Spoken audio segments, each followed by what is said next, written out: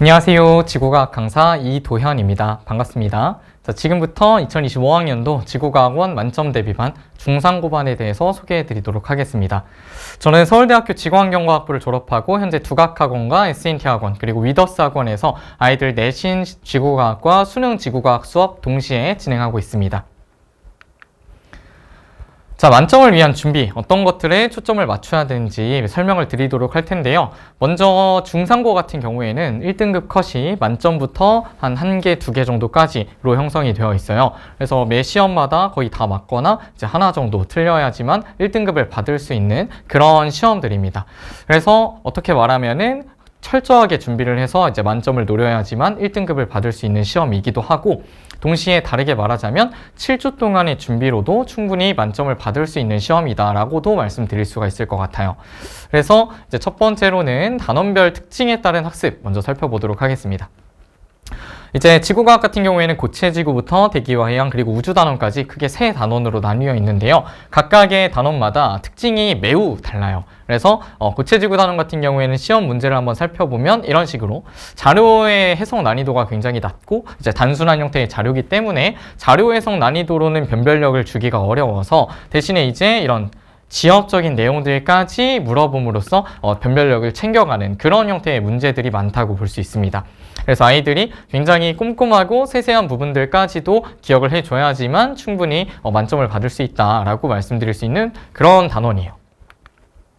두 번째로는 대기와 해양 단원인데요. 대기와 해양 단원 같은 경우에는 개념 암기뿐만 아니라 이 자료 해석 난이도가 좀 확실히 높아지는 그런 단원입니다. 이제 실생활과 밀접한 날씨나 기후과 관련된 내용들을 다루다 보니까 실시간으로 데이터들이 축적되고 있고, 그렇기 때문에 매해 매 시험 새로운 형태의 자료들이 출제되는 부분이에요.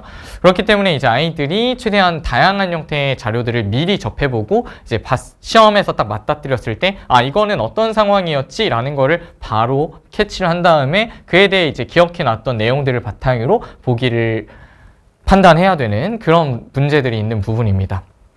그래서 대기와 해양은 개념 암기뿐만 아니라 자료 해석에 조금 더 열심히 연습을 해줘야 되는 그런 단원이고요. 우주단원 같은 경우에는 개념 암기와 자료 해석뿐만 아니라 이제 계산까지도 들어가는 단원이에요. 그래서 이제 지구과학 1에 계산이 거의 안 들어가는데 이 우주단원에서 이제 여러 개의 공식들이 나오면서 이제 자료를 딱 보고 어떤 상황인지 판단한 다음에 그 상황에 맞는 공식을 채택해서 빠르고 정확한 계산을 통해 답을 도출해가는 그런 단원이라고 볼 수 있겠습니다. 그래서 이제 안 그래도 중상고가 1시간 동안 보는 문항수가 굉장히 많은 편인데, 이제 30문항 내외로 굉장히 많은 편인데, 그런 때도 불구하고 이제 2학기 기말고사의 이 우주단원 같은 경우에는 이제 계산까지도 많이 들어가다 보니까 아이들이 시간 내에 문제를 다 풀기가 굉장히 어려운 시험이에요. 그래서 미리 충분히 준비를 하지 않으면 시간 내에 다 풀기가 굉장히 어렵다라는 말씀을 드립니다. 자, 그래서 이제 단원별 특징에 따른 학습을 해야지만 아이들이 7주 안에 충분히 만점까지도 대비할 수 있게끔 효율적으로 공부할 수 있다라는 부분을 기억해 주시면 좋을 것 같아요. 두 번째로는 원리 이해를 바탕으로 개념 학습을 해야 된다라는 부분인데요. 이제 아이들이 대기와 해양 첫 단원이 기압과 날씨 단원인데, 거기서 처음에 배우는 내용이 바로 이 내용입니다. 그래서 고기압 중심은 하강 기류가 발달하고 저기압 중심은 상승 기류가 발달한다 라는 내용을 공부를 하게 되는데요. 바로 다음 차시인 열대 저기압 단원에서 태풍의 눈은 저기압 중심인데 약한 하강 기류가 발달한다 라는 내용을 공부를 하게 돼요. 고기압은 하강 기류고 저기압은 상승 기류인데 갑자기 이렇게 되면서 이제 아이들이 시험을 보게 되면은 태풍의 눈은 저기압 중심이니까 상승 기류가 발달하겠구나, 또는 태풍의 눈에는 하강 기류가 발달하니까 주변보다 기압이 높겠구나 라고 생각을 하게 된다는 거예요. 그래서 이게 이제 한두 정도의 이제 개념이면은, 한두 개념 정도면은 아이들이 충분히 예외라고 생각하고 외워줄 수 있지만, 실제로 지구과학 1의 내용이 워낙 방대하고 그리고 이런 예외라고 볼 수 있는 개념들의 비율이 너무 높다 보니까 아이들이 이런 식으로 고기압 중심 하강 기류, 저기압 중심 상승 기류 이런 형태로 이제 문장을 통으로 외우는 식의 공부를 하게 되면은 이런 예외들에 대해서 대처를 못 하게 됩니다.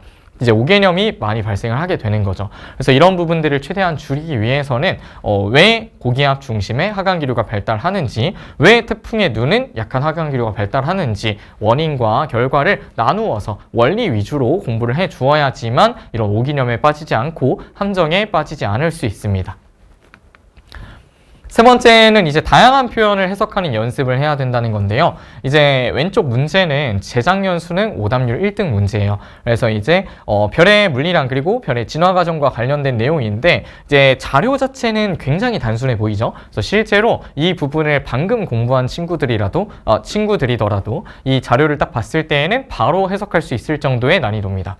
그리고 기억, 니은 보기 같은 경우에도 굉장히 평이한 보기예요. 근데 이제 문제는 디귿 보기였던 거죠. 그래서 디귿 보기를 보면은 단위 시간 동안 방출하는 에너지 양에 대한 별의 질량이라고 나와 있는데 실제로 이제 단위 시간 동안 방출하는 에너지 양은 광도를 의미하고 별의 질량이 클수록 총 에너지 생산량이라는 게 증가해요. 그래서 디귿 보기는 실제로는 총 에너지 생산량을 광도로 나눠준 값에 비례하는 값인 건데 그 값이 별의 수명을 의미를 합니다. 그래서 디귿 보기를 실제로 별의 수명은 나가 다보다 짧다 라고 얘기했다면 사실 틀릴 친구들이 거의 없었을 텐데 이런 식으로 여러 단계에 거쳐서 꼬아서 표현을 하다 보니까 아이들이 이제 수능 시험장에서 봤을 때에는 이게 도대체 무슨 말이지? 이런 식으로 돼서 이제 틀리게 되는 거죠. 그래서 아이들이 다양한 표현들을 미리 해석해보는 연습이 필요하다라는 겁니다. 그래서 한 가지 예시를 더 보여드리자면 이제 위에 있는 자료에 대해서 낼 수 있는 보기들 중에 이제 AB 시기의 허블 상수, 초신성 AB의 거리에 따른 후퇴 속도 증가율, AB에서 별빛이 출발할 때 우주가 팽창하는 속도 이런 표현들을 들 수 있을 텐데 지금 보시면 형태가 완전히 다른, 전혀 다른 형태의 표현들이죠. 근데 실제로는 이 모든 표현이 동일한 의미를 담고 있습니다. 그래서 지구과학은 살짝 문학스러운 비문학이랄까요? 이 표현들이 굉장히 다양하기 때문에 아이들이 처음 보는 표현들에 대해서는 크게 당황할 수 있다는 거. 그래서 미리 준비를 해야 된다는 걸 꼭 기억해 주시면 좋을 것 같습니다. 자, 네 번째는 평가원과 교육청 그리고 EBS 기출문항들을 충분히 연습해야 된다라는 내용인데요. 이제 실제로 이제 중상고 1학기 중간고사부터 1학기 기말고사, 2학기 중간고사, 2학기 기말고사까지 제가 문항 출처와 수업 자료, 제가 이제 작년에 수업할 때 어느 자료에 썼었는지 그리고 단원과 난이도를 이제 분석한 결과인데요. 제가 매 시험마다 시험 끝나는 날 바로 이제 하루 종일 분석을 해서 그날 이제 새벽 중에 마무리를 한 다음에 다음날 어머님들께 문자로 보내드리고 있습니다. 그래서 이 분석한 내용들을 한번 살펴보면은 이제 14년도 9월 모의고사, 14년도 수능, 17년도 EBS 수능 특강, 15년도 수능도 있고요. 20년도 수능도 있고 이제 굉장히 다양한 레인지에 걸쳐서 다양한 범위에서 문제가 출제가 되는 걸 확인하실 수가 있습니다. 근데 이제 그 출제 방식이 딱 보시면은 이제 왼편이 1학기 중간고사 2번 문항이고 오른편이 23년도 EBS 수능 특강 문제인데 어때요? 완전히 동일한 문제인 것을 확인할 수가 있죠. 그래서 이 문항들이 EBS 교육청 평가원 출처의 문항들이 크게 변형돼서 이제 아이디어만 따오는 정도가 아니라 완전히 동일한 것, 문제를 가져다가 자료의 숫자만 살짝 바꾼다든지 또는 이제 이렇게 보기를 살짝 크다 작다를 바꾼다든지 또는 아까 말씀드렸던 다양한 표현들을 이용해서 이제 형태가 다른 동일한 의미를 담는 표현을 가져다 쓴다든지 하는 형태로 이제 변형이 이루어지고 있습니다. 그래서 아이들이 충분히 미리 풀어봐야지만 시간 내에 30문제라는 많은 양의 문제들을 풀어낼 수가 있다라고 기억을 해주시면 좋을 것 같아요. 그래서 중상고 같은 경우에는 이제 서른문항, 다행인지는 잘 모르겠습니다. 서른문항에 선택형 문항이 나오고 있어요. 그래서 서답형이 없는 대신에 선택형 문항의 수가 굉장히 많은 편인데 그렇기 때문에 이제 아이들이 쉬운 문제만 서른 문제 있으면 당연히 금방 풀겠지만 이제 어려운 문제들도 서른 문제를 채웠을 때에는 시간 내에 풀어내기가 굉장히 어려운 시험이라고 볼 수 있겠습니다. 그래서 이제 문항들의 출처를 확인해 봤을 때에는 이제 EBS 평가원 교육청 출처 문항이 거의 26문항, 27문항, 21문항, 26문항 이렇게 비율이 굉장히 높은 걸 확인할 수가 있어요. 그래서 여기 이외 문항이라고 되어 있는 게 이제 자작 자료와 개념 문항이다 이렇게 나뉘어 있는데 이건 어떤 걸 의미하냐면요. 자작 자료 같은 경우에는 이게 이제 작년 1학기 중간고사 단대국어 1번 문항인데 이제 자료를 직접 제작을 하신 다음에 굉장히 이제 복잡한 형태로 다양한 경우의 수를 생각하면서 문제를 풀어볼 수 있게끔 한 이런 게 이제 자작 자료예요. 근데 다행히도 중상고는 이 정도의 난이도를 가지는 자작 자료는 출제가 안 되고 있고요. 다행히 조금 더 단순한 형태의 자료들이 출제가 되어서 이제 EBS 교육청 평가원 문제들만 충분히 풀어줘도 그 아이디어 내에서 쉽게 간단하게 풀어낼 수 있는 형태의 자작 자료들이 출제가 됩니다. 그래서 아이들이 EBS 평가원 교육청에 대해서는 정말 철저하게 파고 들어야 되는 부분이라고 말씀드릴 수가 있을 것 같아요. 그 다음에 이제 개념 문항들은 이런 문항들을 의미하는데요. 이제 개념을 잘 알고 있는지 1, 2, 3, 4, 5번 또는 기역, 니은, 디귿으로 이제 형태로 이제 개념에 대해서 옳고 그름을 판단할 수 있는 정도의 문제를 출제하는 걸 의미합니다. 그래서 중상고 같은 경우에는 이 자작 자료 같은 경우에 좀 개수가 많아 보이지만 실제로는 좀 단순한 형태의 자료들이 출제가 되고 있고, 그다음에 이제 개념 형태의 이외 문항도 조금씩 있다. 대신에 대부분이 이제 EBS 교육청 평가원 문항이기 때문에 이 부분에 대해서 충분히 철저하게 공부를 해줘야 된다라고 말씀드릴 수가 있겠습니다.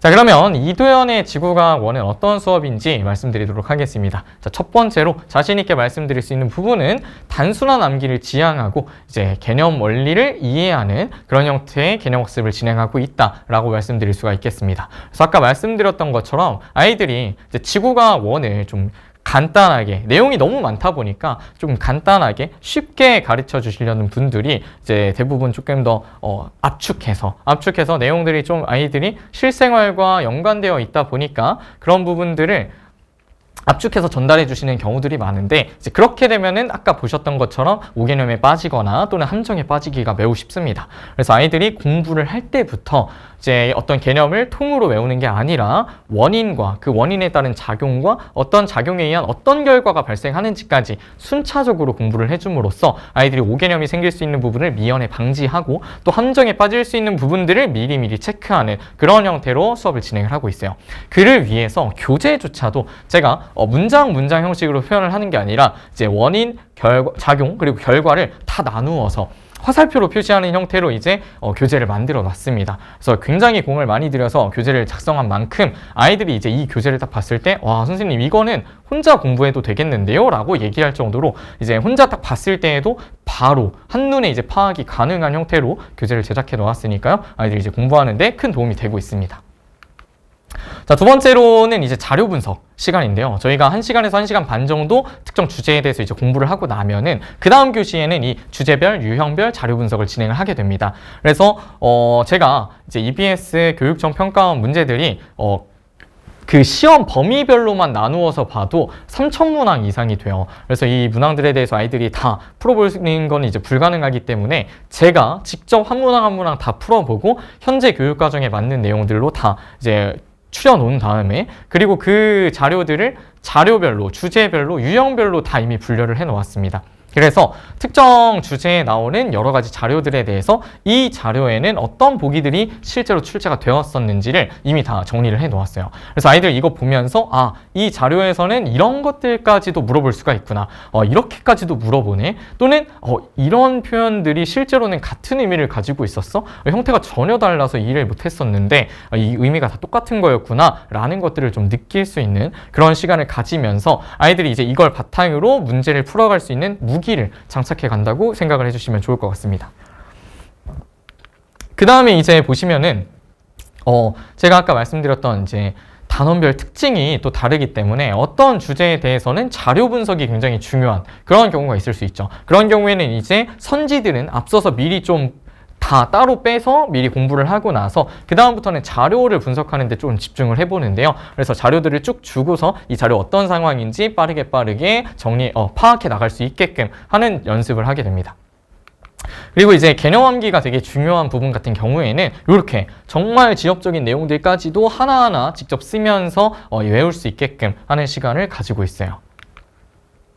그렇게 이제 수업이 끝나고 나면은 아이들이 1시간 동안 의무 클리닉 있는 거 아시죠? 그래서 이제 남아서 첫 번째로는 이 백지노트 작성을 진행을 하게 되는데요. 이 백지노트 작성을 하면서 오늘 배웠던 내용에서 어떤 것들이 중요한지, 또 내가 어떤 부분을 빠뜨렸는지, 이런 부분들을 이제 채우게 됩니다. 그래서 아이들이 이거 작성하다 보면은 아니 이런 내용도 있었어? 하면서 다시 막 책을 찾아보는 경우들이 있어요. 그래서 아이들이 이제 3시간 동안 집중력을 유지하기가 굉장히 어렵기 때문에 이런 부분들이 꼭 존재를 하거든요. 빠뜨린 부분들이. 그래서 아이들이 이거 보면서 아, 내가 이때 살짝 집중이 틀어졌나 보다 하고 이제 그 부분 책 한번 보고 저한테 다시 와서 또 설명 듣고 하면서 이제 오늘 배웠던 내용만큼은 그래도 100% 가져갈 수 있게끔 하는 시간이라고 생각해 주시면 되겠습니다.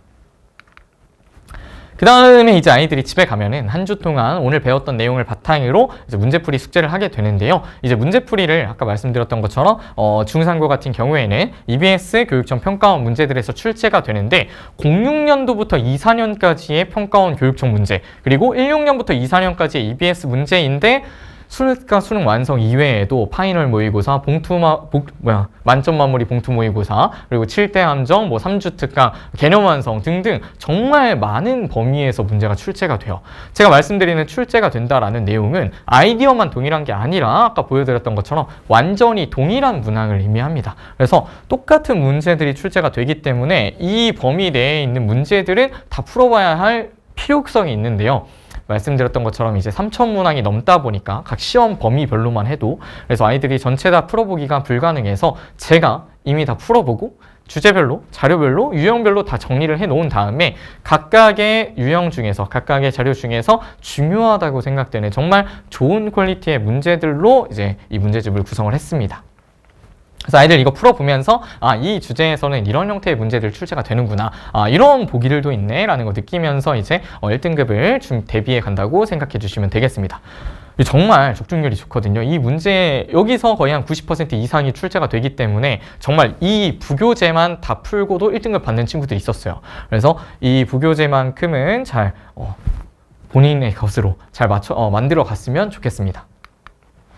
자, 그 다음 이제 다음 주에 수업을 들으러 오면은 지난 시간에 뭘 배웠는지 조금씩은 까먹게 돼요. 그래서 아이들 수업 시작 전에 이 빈칸 채우기 하면서 이제 저랑 같이 빈칸들 얘기해보고 한 줄씩 읽어가면서 어떤 내용들이 중요했었는지, 또 이것과 관련해서 어떤 내용들이 있었는지에 대해서 다시 한번 상기하는 시간을 가지고 있습니다. 그리고 나면 이제 글을 바탕으로 이제 12문항 15분짜리 주간 테스트를 진행을 하게 되는데요. 이 주간 테스트 같은 경우에는 대치동 기출 문제들로 이루어져 있어서 아이들이 실제로 내신 시험에는 이런 형태로 출제가 되는구나, 이거 봤던 문제 같은데 이런 식으로 변형이 되어서 출제가 되었네 라는 것들을 느낀다고 생각을 해주시면 되고, 동시에 이제 아이들이 틀린 문제들에 대해서 이제 평균은 어땠고 본인 정답수는 어땠는지를 이제 매주 누적해서 보여줌으로써 아이들이 내가 조금 떨어졌네, 좀 더 열심히 해야겠다 라든지, 또는 나 지금 잘하고 있구나, 더 열심히 해서 유지해야겠다 라는 이제 동기부여를 하는 시간을 가지고 있고, 또 더 중요한 거는 이제 틀린 문제죠.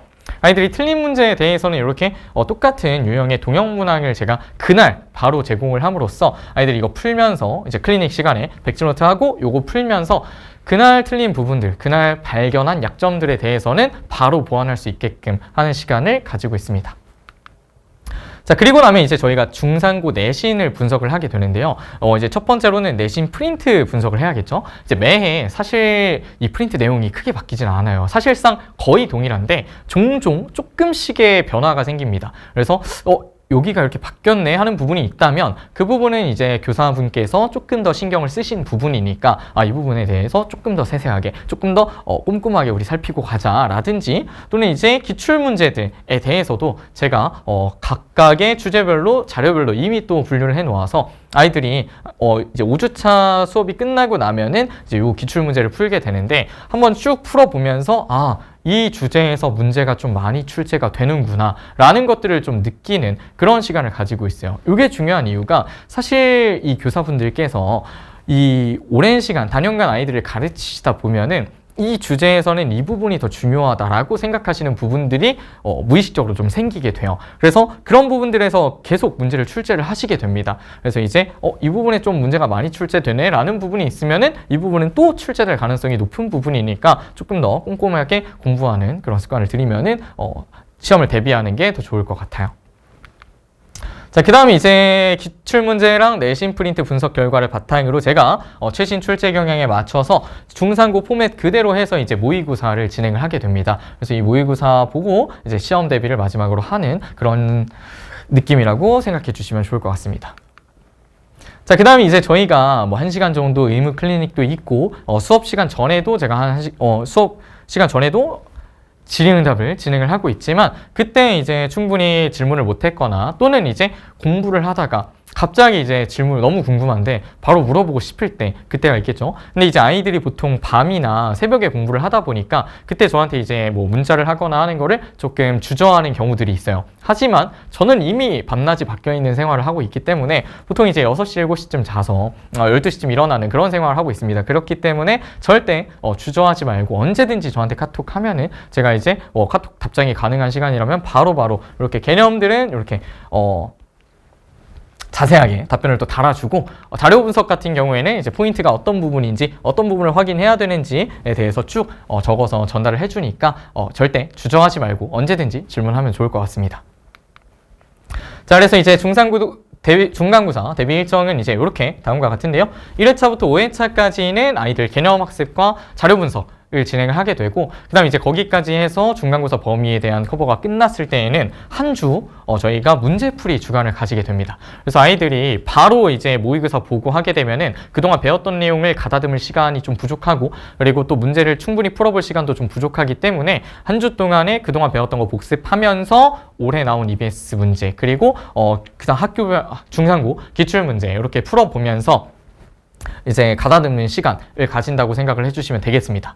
이 시간이 정말 중요하기 때문에 꼭 필요한 시간이라는 거 알아주셨으면 좋겠습니다. 그리고 나면 이제 6주차에 아이들 풀어왔던 문제들 질의응답 진행하고, 그리고 이제 모의고사 진행을 하게 되고요. 그리고 직보 때는 이제 모의고사 하나 진행하고, 그리고 학교 중상고 이제 내신 프린트 총정리 시간 가지면서 끝장 클리닉이라고 해서 이제 아이들이 뭐 새벽까지 질문 있으면은 계속 받아주고, 밤새서 이제 받아준 다음에 아이들 이제 시험 보게 됩니다.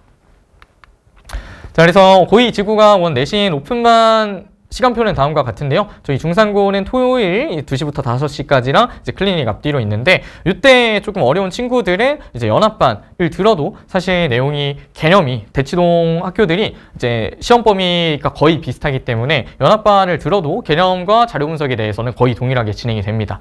자료 이제 모의고사나 학교별 기출문제 같은 경우에는 제가 이때 중상고 걸로 따로 제공을 해줄 거니까요. 이제 시간이 안 된다면 화요일이나 금요일날 수업을 들어도 좋을 것 같습니다. 자, 마지막으로 드리고 싶은 한 말씀이 있는데 학생과 학부모님들의 신뢰입니다. 이제 사실 제가 어떤 내용을 어떻게 가르치는지도 정말 중요하지만 아이들이 그걸 정말 믿고 잘 받아들여 줄 수 있는지 또 정말 중요하다고 생각을 하는데요. 이제 저 같은 경우에는 2학년 내신 수업을 수강했던 학생들이 이제 그 다음에 3학년 수능 수업 맡아달라라고 이제 학생들과 학부모님들께서 이제 부탁을 하셔가지고 이제 올해도 2반을 이제 수능 수업을 진행을 하고 있는데요. 이제 사실 보통 2학년 내신 수업은 그 학교 전문가 선생님들께 듣더라도 3학년 때 수능 수업은 보통 이제 대형 강의를 듣는 경우가 많잖아요. 그럼에도 불구하고 저에게 중요한 수능까지 맡겨주신다고 하는 거는 그만큼 저를 믿고 저희 수업에 대해 신뢰를 가지고 계신다라고 생각을 합니다. 그래서 이 부분에 대해서 굉장히 자부심을 갖고 감사한 마음으로 더 열심히 하고 있는데요. 그래서 그런 만큼 이제 저를 믿고 따라와 주면은 꼭 좋은 성적으로 보답하겠다라는 말씀을 드리고 싶습니다. 자, 지금까지 지구과학 이도현이었습니다. 들어주셔서 감사합니다.